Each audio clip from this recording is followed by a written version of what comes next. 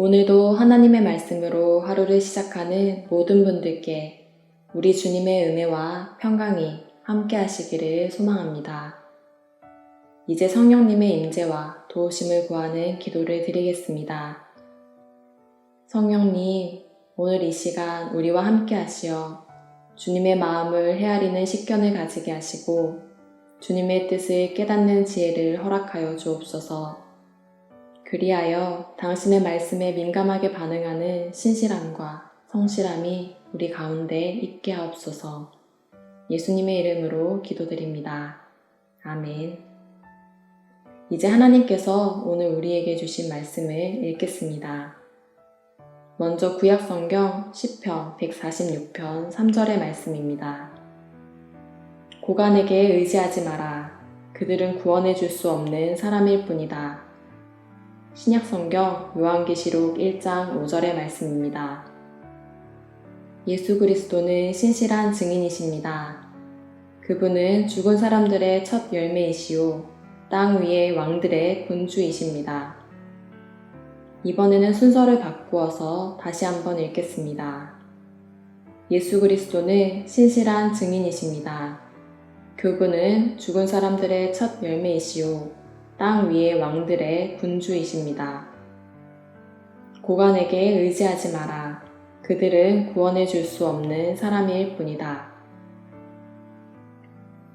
이제 잠시 말씀을 묵상하겠습니다. 오늘 말씀이 내 마음에 주신 감동이나 울림이 있다면, 혹 그런 표현이나 단어가 있다면 그 말씀을 음미하듯 다시 생각하고 마음에 되새기는 심정으로 묵상하시면 좋겠습니다.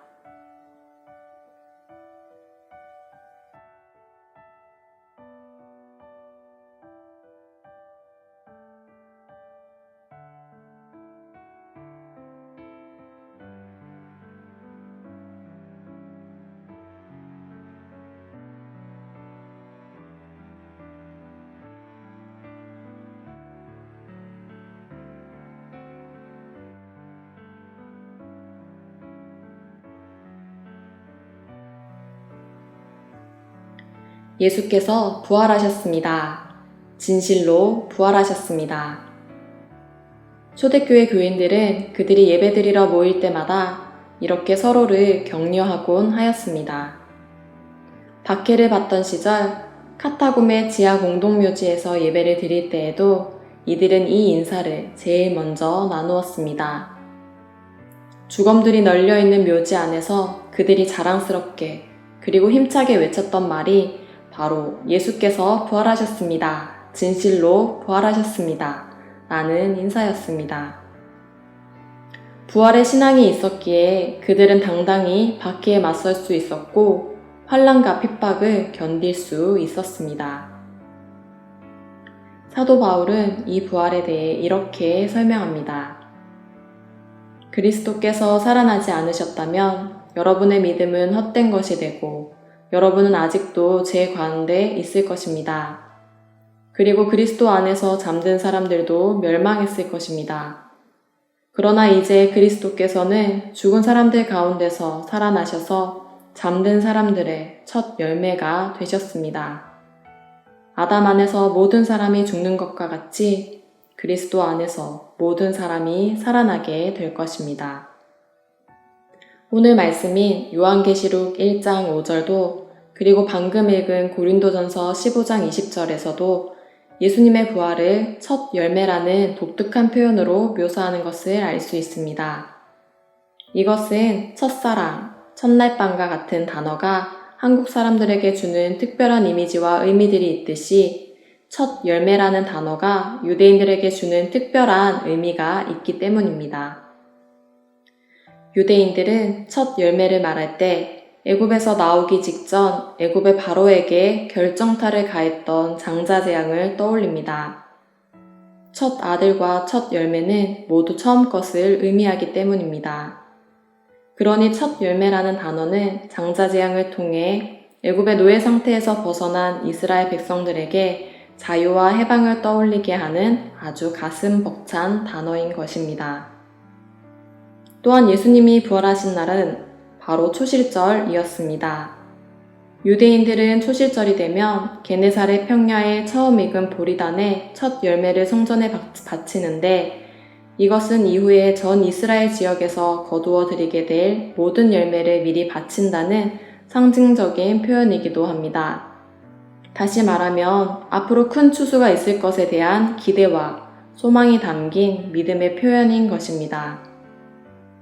이것은 게네사렛 평야의 첫 열매를 시작으로 이스라엘 전 지역에서 보리 수확이 이루어지듯이 예수님의 부활은 첫 열매로서 장차 있을 완전한 추수, 즉 모든 성도들의 부활을 기대하도록 만드는 것입니다.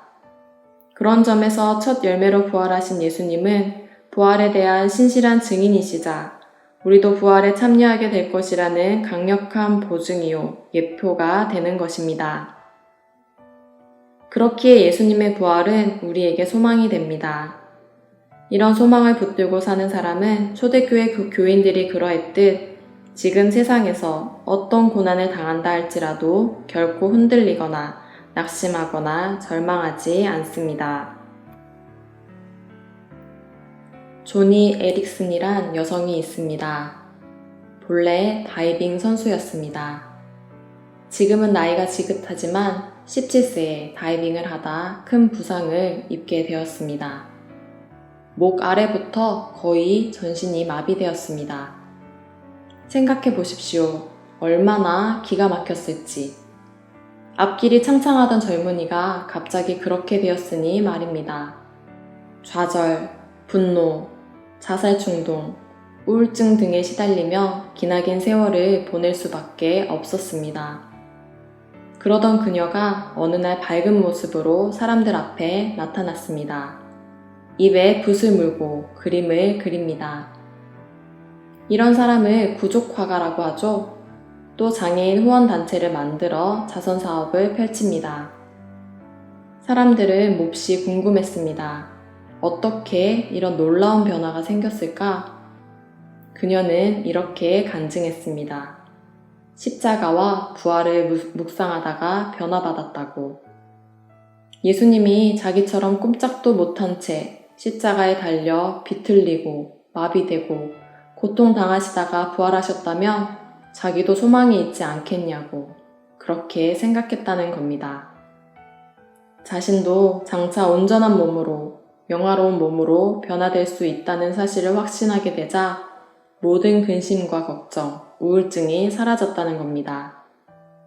그분은 지금도 강연과 저술 등을 통해 많은 사람들에게 그리스도를 증거하며 소망을 전하고 있습니다. 이처럼 우리에게 예수님의 부활은 단순한 기쁨의 소식, 그 이상이어야 합니다. 부활 소식이 단지 정보에만 머물게 된다면 이것은 내가 죽어도 예수님처럼 다시 살 수 있으리라는 운명에 대한 막연한 안전장치 정도에 불과할 것입니다. 또는 우리가 이 세상을 살면서 어려운 일이 있을 때 어떤 반전을 기대하며 희망을 잃지 않고 살아가도록 격려하는 인생의 지침 정도에 불과할 것입니다. 예수님이 십자가에 못 박히실 때에 잡혀 죽을까봐 숨어 지내던 제자들이 부활하신 예수님을 만남으로써 완전히 달라져 목숨 걸고 예수님을 전했던 것처럼, 또한 막달라 마리아가 부활의 주님을 만난 후 부활을 증거하는 증인의 삶을 살았던 것처럼 우리 또한 부활의 사건을 그저 정보로만 가지고 있지 않고 그리스도를 증거하며 소망을 전하는 삶을 살기를 소망합니다. 기도드리겠습니다. 하나님 아버지, 기쁨의 50일을 보내고 있는 지금 이 시간, 다시 한번 부활하신 예수님을 마음 중심에 모시기를 원합니다.